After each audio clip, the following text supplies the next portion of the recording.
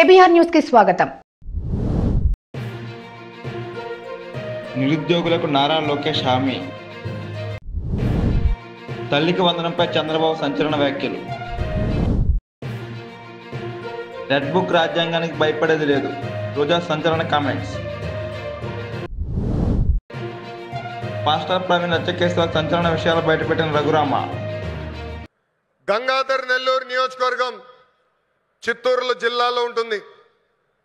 ఆ నియోజకవర్గంలో పాదయాత్ర చేస్తున్నప్పుడు ఒకరోజు రాత్రి చివరి గ్రామం అక్కడ నేను నడుస్తున్నప్పుడు ఒక తల్లిని చూసా. రోడ్డు మీద కూర్చుని బోండాలు వేస్తుంది. ఆమెను అడిగా, అమ్మా ఆకలేస్తుంది, నీ పక్కన కూర్చోవచ్చా, నాకు బోండాలు వేస్తాను అడిగా. స్టూల్ లాగేసి కూర్చో బాబాని చెప్పింది. ఆమె మాట్లాడుతూ ఆమెను అడిగా, ప్రభుత్వం నుంచి మీరేం ఆశిస్తున్నారు? ఆమె అప్పుడు చెప్పింది, మద్యంకి మా భర్త బానిసుడయి చనిపోయాడు, 30 సంవత్సరాలుగా నేను ఇక్కడ కూర్చుని బోండాలు వేస్తున్నాను, రూపాయి జమ చేర్చి మా 2 బిడ్డలు చదివించాను, ఆ 2 బిడ్డలకి ఉద్యోగాలు కల్పించు బాబు అని ఆనాడు ఆమె కోరింది. ఇప్పుడు కూడా బాగా గుర్తు ఆ కోరిక. ఆ సంఘటన తర్వాత మరుసటి రోజు గౌరవ ముఖ్యమంత్రి చంద్రబాబు నాయుడు గారికి నేను ఫోన్ చేసి, ఎట్టి పరిస్థితుల్లో మేనిఫెస్టోలో మనం ఒక మొదటి హామీ పెట్టాలి, అది 5 సంవత్సరాల్లో 20 లక్షల ఉద్యోగ కల్పనే మన లక్ష్యంగా పెట్టాలని కోరటం జరిగింది. దేశంలో ఏ పార్టీ చేయని సాహసం ఎన్డీఏ ప్రభుత్వం చేసింది. ఆ హామీ ఇచ్చే ముందర నేను అనేక మందితో మాట్లాడా. వాళ్ళందరూ అన్నారు, ఈ హామీ మీరు సాధించగలుగుతారా, చేయగలుగుతారా అని అడిగారు. కానీ వాళ్ళు ఒకటే చెప్పా, నా ధైర్యం ఒకటే, నా బ్రాండ్ ఒకటే, ఆ బ్రాండ్ పేరు 3 అక్షరాల CBN. మొన్న ఢిల్లీలో ఒక ఇంటర్వ్యూకి వెళ్ళా. అక్కడున్న విలేకరు నన్ను అడిగాడు, తెలంగాణకి హైదరాబాద్ ఉంది, తమిళనాడుకి చెన్నై ఉంది, కర్ణాటకకి బెంగళూరు ఉంది, ఆంధ్ర రాష్ట్రానికి ఏముందని అడిగారు. అతన్ని ఒకటే చెప్పా, మాకు చంద్రబాబు నాయుడు గారు అని ఒక బ్రాండ్ ఉన్నాడు, అందుకే మా రాష్ట్రం రూపురేఖలు మేము మార్చబోతున్నామని.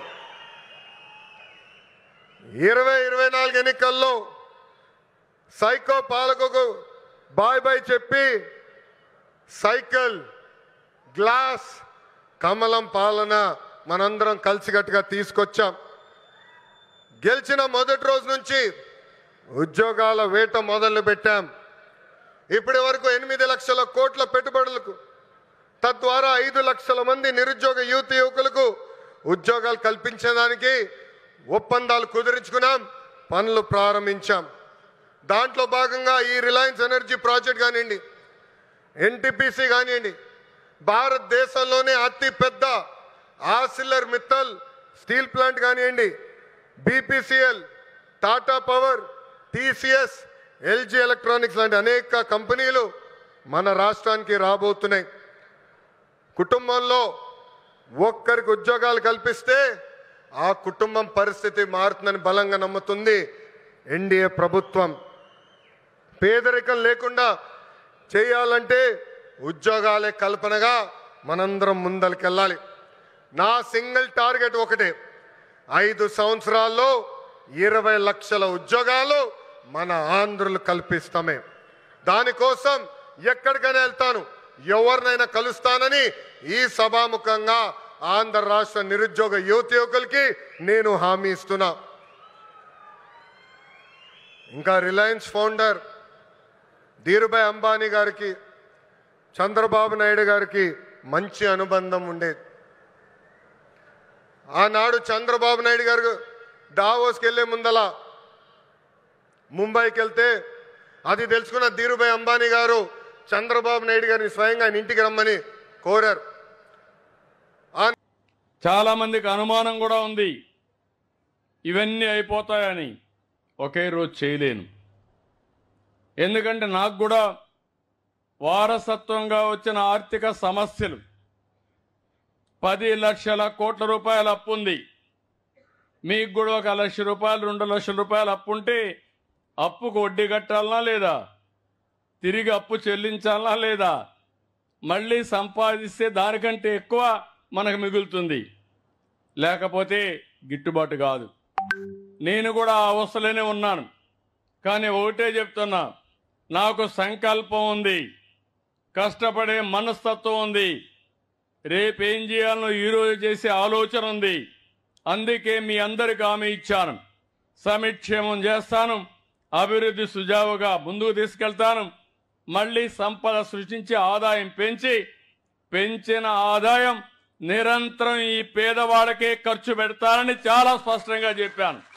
దీనికి కూడా అనేకమైన మార్గాలు ఆలోచిస్తున్నా నేను. అందుకనే ఇప్పుడు మీరు చూస్తే మొన్న ఉగాది తల్లికి వందనం మేలో ఇచ్చి జూన్లో మీ పిల్లలు స్కూలు పోయే లోపల తల్లికి వందనం ఎంతమంది పిల్లలుంటే అంతమంది పిల్లలకు ఆ డబ్బులు ఇస్తానని చెప్పాను.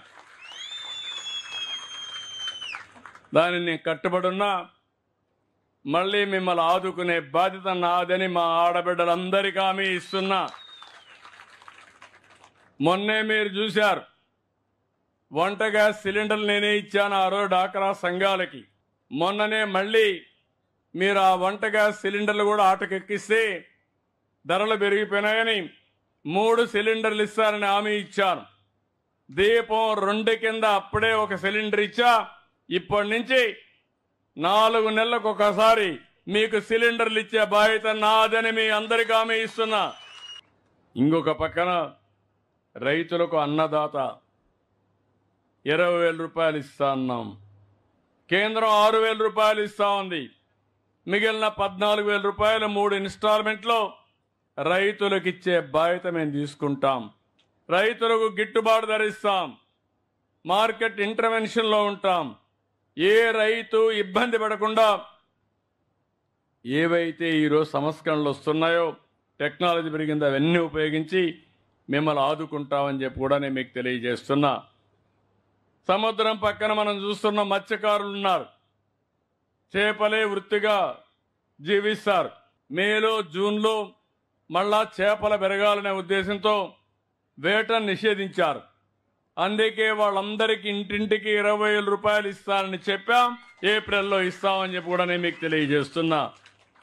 ఇలాంటి కార్యక్రమాలతో మనం ముందుకు పోతున్నాం. ఇవన్నీ చేస్తున్నాయి. ఈరోజు నేను ఊరు కూడా చూశాను. ఈ ఊర్లో డేటా చూస్తే చాలా వరకు 996 మంది జనాభా ఉన్నారు ఊర్లో. ఎంతమంది ఏమేమి చదువుకున్నారో కూడా లెక్కలున్నాయి.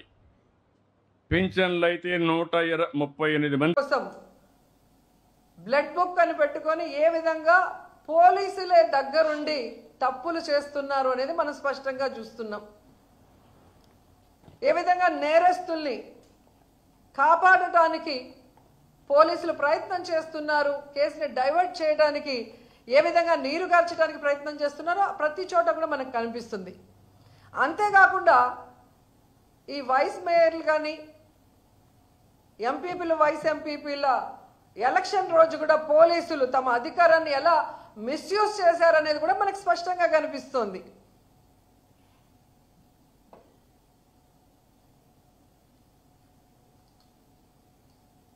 నిజంగా పోలీసు వ్యవస్థ తెలుసుకోవాల్సింది ఒక్కటే, చంద్రబాబు నాయుడు శాశ్వతంగా అధికారంలో ఉండడు.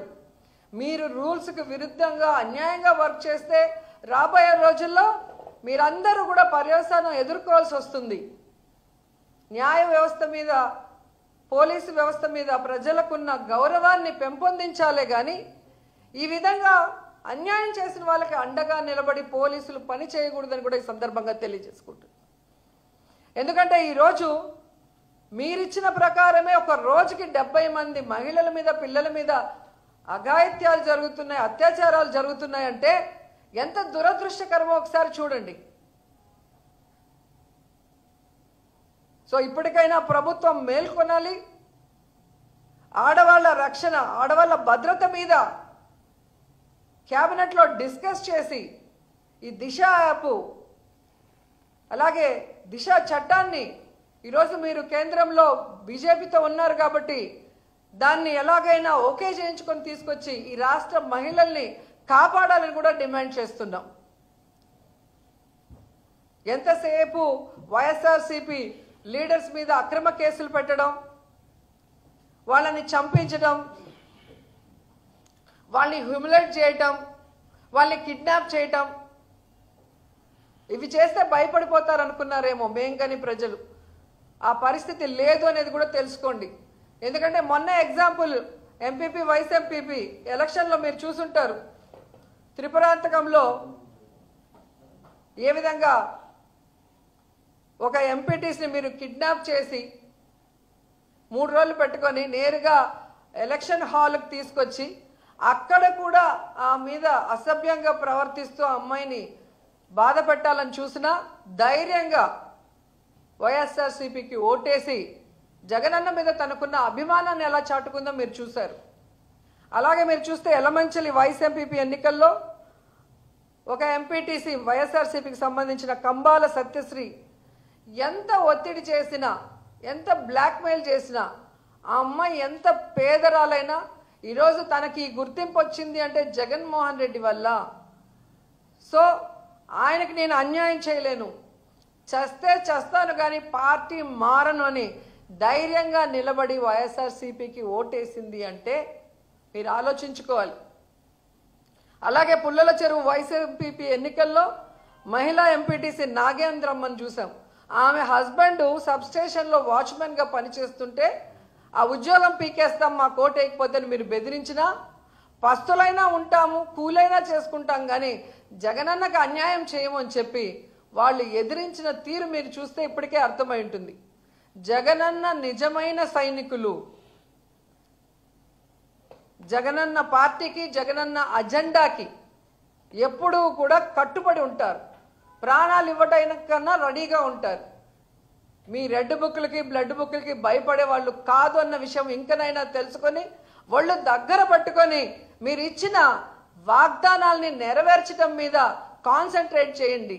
అంతేగాని ఇలాగే ఇంకా వైఎస్ఆర్ కాంగ్రెస్ పార్టీ వాళ్ళని తప్పుడు కేసులు పెట్టి బెదిరిస్తాం, వాళ్ళని చంపేస్తాం, వాళ్ళని హ్యూమిలేట్ చేస్తామంటే ఇక చూస్తూ ఊరుకునే పరిస్థితి లేదని కూడా ఈ సందర్భంగా తెలియజేసుకుంటున్నాం.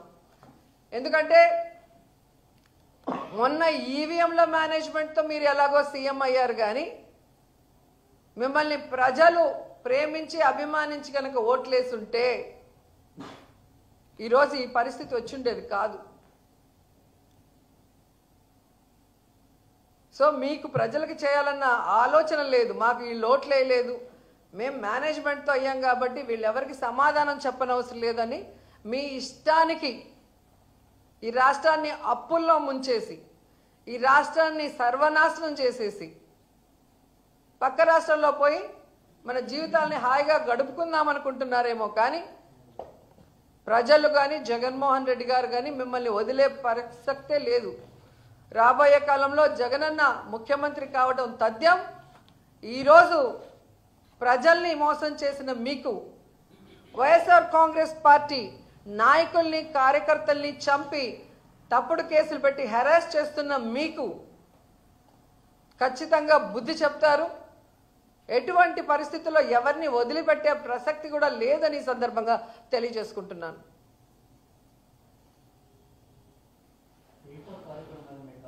ఏదండి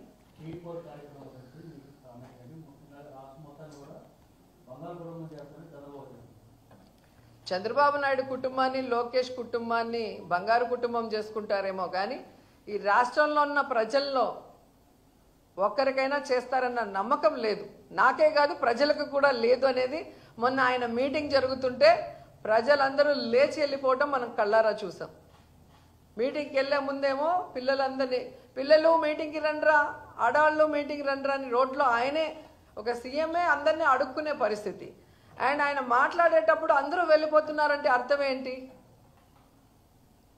తానిచ్చిన వాగ్దానాలు ఏదీ నెరవేర్చని ఈ పెద్ద మనిషి మళ్ళీ మళ్ళీ అబద్ధాలు చెప్పడమే పనిగా పెట్టుకున్నాడు. వీటి వల్ల ఏ ఉపయోగం లేదు అనేది ప్రజలకే అర్థమైపోయింది.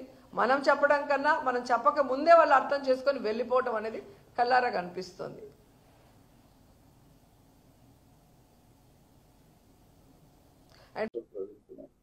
పాస్టర్ ప్రవీణ్ కుమార్, గొప్ప సబ్జెక్ట్ అడిగావే. చూస్తున్నాం ఎక్కడికక్కడ శాంతి సభలు జరుగుతున్నాయి. మరి అక్కడ జరిగింది మనం న్యూస్ పేపర్స్లో చూసాం. మరి ఆయన 2 బ్రాందీ షాపుల్లో ఆయన మద్యం కొనుక్కోవటం, దానికి ఫోన్పేలో ఇవ్వటం, అక్కడ వీడియోలో రికార్డ్ కాబట్టం, మరి ఆ బుల్లెట్ చిన్న ప్రమాదానికి గురి కావటం, లైట్ బద్దలైపోవటం, మరి ఆ తర్వాత మళ్ళీ ఆయన ఆ బండి తీసుకుని వెళ్ళటం, ఇవన్నీ కూడా మరి ఎంత స్పష్టంగా వచ్చినాయి. ఆయన ఒక పాస్టర్ కావచ్చు, ఆ వృత్తి వరకు ఆయన న్యాయం చేసి ఉండవచ్చు. బట్ మరణం మద్యం తీసుకొని నడపటం, బండి నడపటం నేరం. మరి ఒక నేరం చేసి మరి ఆయన బండి నడుపుతూ మరి లిక్కర్ కొనుక్కున్న ఎవిడెన్స్లు అన్నీ కూడా ఉన్నాయి బండి నడుపుతున్నట్టు. మరి తర్వాత యాక్సిడెంట్లో మరి చనిపోయినట్టుగా ఈరోజు పేపర్లో చూసాం, నిన్న పేపర్లో చూసాం. ఆ వీడియోలన్నీ ఈరోజు పేపర్లో రాకముందే సోషల్ మీడియాలో క్రిస్టల్ క్లియర్గా ఆ వీడియోలన్నీ రావటం జరిగింది. మరి దాన్ని ఒక మతంపై జరిగిన దాడిగా చిత్రీకరించాలనే ప్రయత్నం చేయటం దురదృష్టం. మరి 2% లెక్కల ప్రకారం, సెన్సస్ ప్రకారం మరి 2% ఉన్న ఆ బీసీసీ క్రిస్టియన్ సామాజిక సభ్యులు మరి చాలా ఎక్కువ పర్సంటేజ్ శాంతి ఏంటవి శాంతి సంతాపాలు, శాంతి సభల్లో మరి పాల్గొంటున్నారు. మరి లెక్కలు తప్పేమో నాకు తెలియదు. అయినా ఇక్కడ లెక్కలు అనవసరం. ఎవరైనా మనిషి చనిపోయినప్పుడు ఎవరైనా బాధపడతారు. కానీ ఒక వ్యక్తి పర్హాప్స్ వ్యసనం పాలై మరి అతను యాక్సిడెంట్లో, మోరల్లెస్ యాక్సిడెంట్ క్లియర్గా చెప్పారు, మరి మరణిస్తే దాన్ని వేరే మతం వారు చేసిన హత్యగా మాట్లాడటం అనేది మరొక్కసారి చెప్తున్నా, అది అత్యంత దురదృష్టం. మరి రేపో మాపో అన్ని డీటెయిల్స్ వచ్చిన తర్వాత మనం ఇంకాస్త డీటెయిల్గా మాట్లాడవచ్చు. కానీ ఈ రకంగా ప్రజల్ని రెచ్చగొట్టి మరి కలిసిమెలిసి ఉంటున్న ప్రజల మధ్య ఇలాగ మతాల చిచ్చు రగిల్చే విధంగా శాంతి పేరుతో అశాంతి సృష్టించి మౌనదీక్ష పేరుతో మరి ఇలాగా తీవ్ర నిరసనలు వ్యక్తం చేయటం అత్యంత బాధాకరం, అత్యంత దురదృష్టకరం. ఏది ఏమైనా పగడాల ప్రవీణ్ కుమార్ గారు ఎలా మరణించినా వారి ఆత్మకు శాంతి కలగాలని చెప్పి మా దేవుణ్ణి కూడా మనస్ఫూర్తిగా ప్రార్థిస్తూ వారికి మంచి లోక ప్రాప్తి జరగాలి అని చెప్పి మంచి మనసుతో వేడుకుంటున్నాను. ఇష్యూని మరింత లాగకుండా ఆయన ఆత్మశాంతి కోసం ప్రార్థిద్దాం. ఎందుకంటే యాక్సిడెంట్లో చనిపోయినా మరి బాధాకరమైన సంఘటనే. మరి దేవుడు చేసిన ఈ సంఘటనకి, అంటే యాక్సిడెంట్ అనేది ఎవడో కావాలని చేసుకోడు కదా. ఎస్, మరి ఆ సంఘటనకి తోటి మానవుల్ని, ఇతర మతస్థుల్ని, కొన్ని రాజకీయ పార్టీలు వాడుకోవాలని చూడటం అది వారి నీచ సంస్కృతికి నిదర్శనంగా మనం భావించాలి అని చెప్పి ప్రజలందరికీ కూడా విజ్ఞప్తి చేస్తూ అలరొద్దు, ఆయన ఆత్మశాంతికై పగడాల ప్రవీణ్ కుమార్ గారి ఆత్మశాంతికై ప్రార్థిద్దామని మరొక్కసారి చెప్తూ 1-2 రోజుల్లో ఆ డీటెయిల్స్ అన్నీ వచ్చేస్తాయి. కాస్త సంయమనం పాటించాలి. అన్యమతాలని దయచేసి దూషించవద్దు అని మరొక్కసారి నువ్వు ఈ ప్రశ్న అడిగావు కాబట్టి నేను ఈ టాపిక్ చెప్తున్నాను. ఈరోజు నా కేసులో మళ్ళీ నా టార్చర్ కేసులో మరి డాక్టర్ ప్రభావతి గారు చాలా దొంగ రిపోర్ట్లు ఇచ్చింది. ఆవిడప్పుడు చాలా చేయకూడని తప్పులు ఆవిడ చేసింది.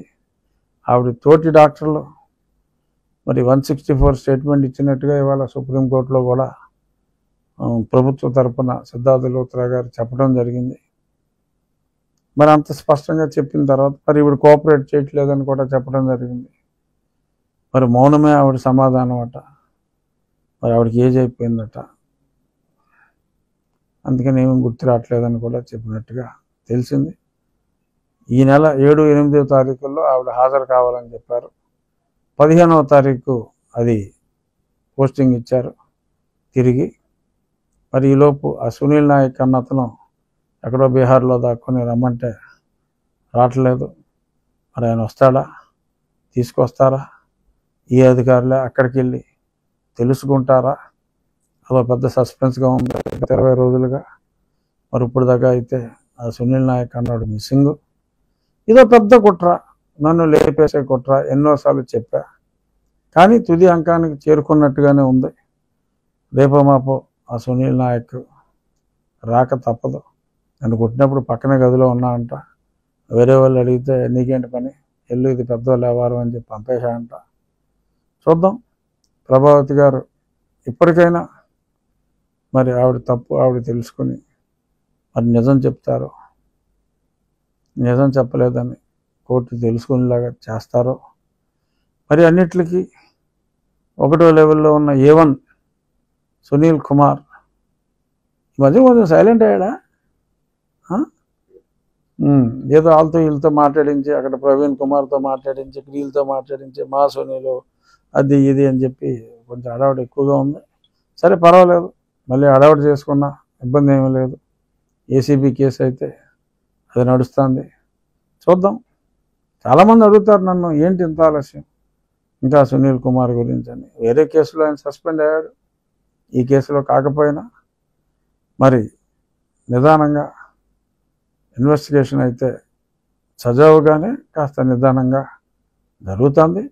తప్పకుండా రాబోయే 2 వారాల్లో ఈ కేసు ఒక కొలిక్కి వస్తుంది అన్న సంపూర్ణ ఆశాభావం అయితే నాకుంది. చూద్దాం, ప్రభావతి గారు నిజమే చెప్తారో అబద్ధమే చెప్తారో, నోరే విప్పరో, సునీల్ నాయక్ గారు వచ్చి ఏం చెప్తాడు. అలాగే వివేక్ యాదవ్ గారిని కూడా అప్పుడు కలెక్టర్ లెటర్ కూడా రాశాడు. ఆయన డాక్టర్లందరినీ అందుబాటులో ఉంచాలని. ఎప్పుడు కూడా ఇటువంటి కేసుల్లో కలెక్టర్ లెటర్ రాయటం ఉండదు. మరి ఆయన్ని పిలిచారో లేదో, పిలిస్తే ఎప్పుడు పిలుస్తారో తెలియదు. బహుశా అది కూడా చూద్దాం. డెఫినెట్గా కేసు నడుస్తుంది. త్వరలో ఒక కొలిక్కి ఆ కేసు వస్తుంది.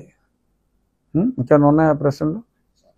మరొకసారి ఇంత చక్కటి P4 నిర్ణయాన్ని ఉగాది రోజు ప్రకటించి ముందుకెళ్తున్న చంద్రబాబు నాయుడు గారికి, పవన్ కళ్యాణ్ గారికి, భారతీయ జనతా పార్టీ కూటమికి, అలాగే ఈ మంచి ఉద్దేశాన్ని అంటే డిప్యూటీ స్పీకర్గా ఆ కోరిక ఇతర పార్టీలు కూడా తమ సంపూర్ణ మద్దతు అసెంబ్లీలో ఉన్న కమ్యూనిస్టులు అందరూ ఈ పార్టీ కూడా వారి సంపూర్ణ మద్దతునిచ్చి ఈ మంచి ఉద్దేశాన్ని ముందుకు తీసుకెళ్లాలని మనస్ఫూర్తిగా కోరుకుంటూ I'll take leave.